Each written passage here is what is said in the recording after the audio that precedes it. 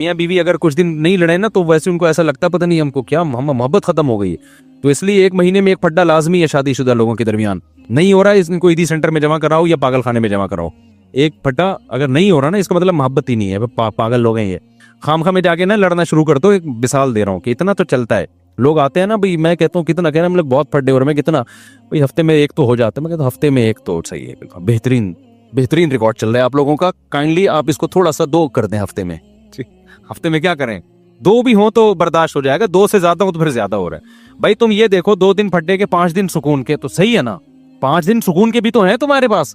हाँ अगर रोज ही हो रहा है और शादी के 3 साल के बाद भी हो रहा है, क्योंकि 3 साल तक फड्डे एक दूसरे को समझने में होता है, फिर भी हो रहा है तो फिर थोड़ा डेंजरस है। लेकिन अगर 3 साल भी गुजर चुके हैं और फड्डे की तादाद हफ्ते में 1 है या बहुत ज्यादा 2 है, बास तो ऐसे हैं जो महीने में 1 दफा फड्डा करते हैं। मैं कहता हूँ तुम जिससे मोटिवेशन लेने के लिए आए वो इतना नेक नहीं है यार। सही है, तुम तो मुझसे भी ज्यादा नेक हो यार। महीने में सिर्फ तुम्हारा 1 दफा झगड़ा हो रहा है। तो मैंने कहा यार दम कर दो यार। और बहुत सारे मैरिड लोग हैं जिनके इससे ज्यादा हो रहे हैं, तो मैं उनको मशवरा देता हूँ कम से कम 2 दफा तो लड़िए आप काइंडली। तो ये तो एक नॉर्मल है ना, लाइफ का हिस्सा है ये तो जहां लोग गोश्त खाएंगे लड़ाई तो होगी ना। इतने नेक बनने की बिल्कुल भी कोशिश ना किया करो कि ये क्यों हो रहा है। ओ भाई नेक वेक आदमी घर से बाहर होता है, नमाज पढ़ो, रोजा रखो, थोड़े बहुत फड्डे चलते रहेंगे। ये जिंदगी का क्या है। जो ज्यादा जो फूफा होते हैं ना वो फिरौन और मुतकब्बिर बनते हैं। ज्यादा पर्सनैलिटी और ये मैं यूं ये कॉलर और मुझे घर में ये आवाज ऊंची नहीं चाहिए और बच्चे सब मेरी मान के चले और जो मैं कह रहा हूँ वही हो, और ये क्यों हो गया शरबत में ये लींबू क्यों नहीं छोड़ा, मीठा ज्यादा गया, चुप बुल्लू का कोई और बात कर रहा है। ठीक है ना, सब चल रहा होता है मार्केट में। क्या है जो कामयाब लोग होते हैं वो सारी चीजें साथ चला रहे होते हैं। किसी दिन रोटी टाइम पे मिलेगी, किसी दिन टाइम पे नहीं मिलेगी, किसी दिन जली हुई मिलेगी, किसी दिन कच्ची मिलेगी, किसी दिन मिलेगी नहीं, किसी दिन बेलन सर पे आकर के लगेगा। तो कभी कभार ये बहुत सही होता है, बहुत सेहत के लिए जरूरी होता है। इससे नजर बद का भी खतरा खत्म हो जाता है, क्योंकि मियाँ बीवी की बहुत अच्छी लाइफ गुजरी हो ना, वैसे ही लोग नजर लगा के क्या करते हैं, खा जाते हैं। ये रिश्तेदार खा जाते हैं, बोलते हैं यार हमारे रोज झगड़े होते हैं, इन कम वक्तों का एक दिन भी झगड़ा नहीं होता।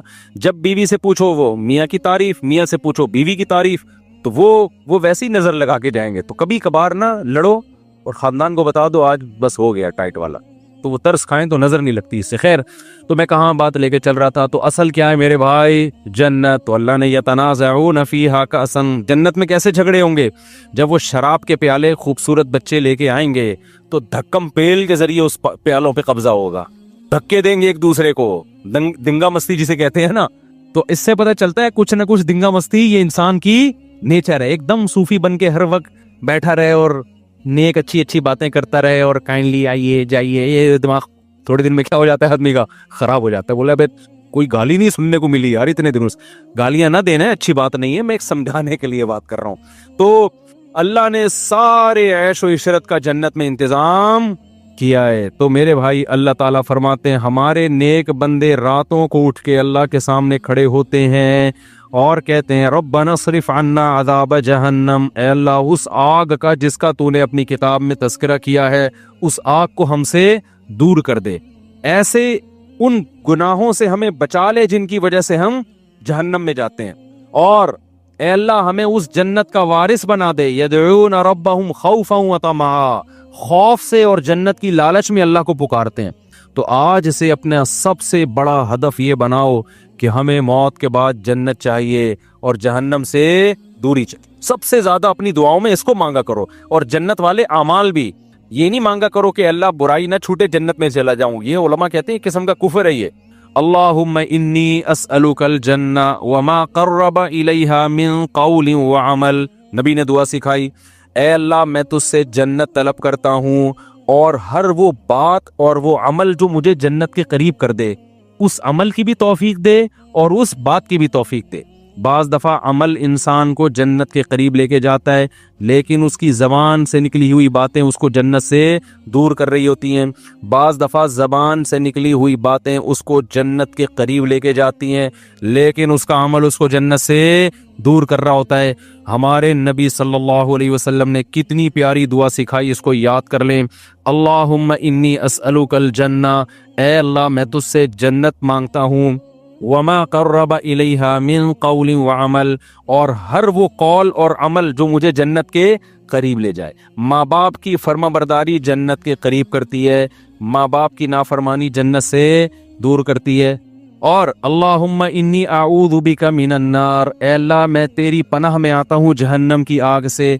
वमा कर्रबा इलैहा मिन कौली व अमल, मुझे हर उस अमल से बचा जो मुझे जहन्नम के करीब कर दे, और हर उस बात से बचा तो मुझे जहन्नम के करीब कर दे। बास बातें आदमी को जहन्नम में ले जाती हैं, फजूल के तबसरे, लोगों पे झूठे इल्जामात, गीबतें, लड़वाने वाली बातें, इधर की उधर उधर की इधर।